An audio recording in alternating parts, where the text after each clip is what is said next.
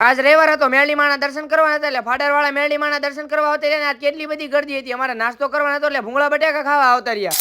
તો કેમ છો બધા મિત્રો? મજામાં દેશો? આપણા નવા મિની વ્લોગમાં તમારું બધાનું સ્વાગત છે. હવારમાં બધા ઠેલા ખાલી કરી નાખ્યા, કારણ કે આપણે રાતે 12 વાગ્યા આવ્યા. આપણે ફરવા ગયા ને 3 દી થઈ ગયા ને આપણી શેરીમાં તો 3 દીમાં રોડ બની ગયો. આજ રવિવાર હતો, એમાં સવારનું ટ્યુશન હતું એટલે ગાડી કાઢી નીકળી ગયા હું ને ધવલભાઈ ટ્યુશન. દરરોજ બધા ભાઈબંધ ભેગા થઈ, આજે બધા ભાઈબંધ ભેગા થઈ ગયા ને ટ્યુશનમાં આવતા રહ્યા. મળશું આપણે 2 કલાક પછી.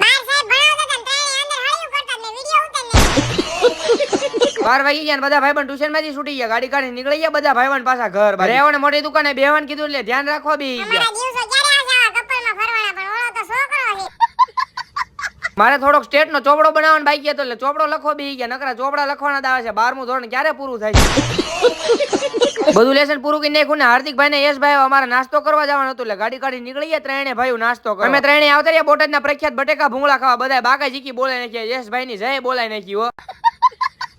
નાસ્તો કરી લીધો ને ગાડી કાઢી નીકળી ગયા ફાડરવાળા મેરડીમાના દર્શન કરવા. હવે અમે ત્રણે ભાઈઓ ફાડરવાળા મેરડીમાના દર્શન કરવા. રવિવાર હતો એટલે કેટલી ગરદી હતી. કોણ કોણ દર્શન કરવા આવે છે જરા કોમેન્ટ તો કરો. અમારા બધાનો મેરડીમાના દર્શન કરવાનો વારો આવી ગયો ને દર્શન કરી લીધા. તમે બધા પણ દર્શન કરી લો ને કોમેન્ટમાં જય મેરડીમાં લખવાનું ભૂલતા નહીં. અમે ત્રણે દર્શન કરી લીધા, ગાડી કાઢી નીકળી ગયા ઘર બાજુ. તમે બધા ફોલો તો કરી નાખો.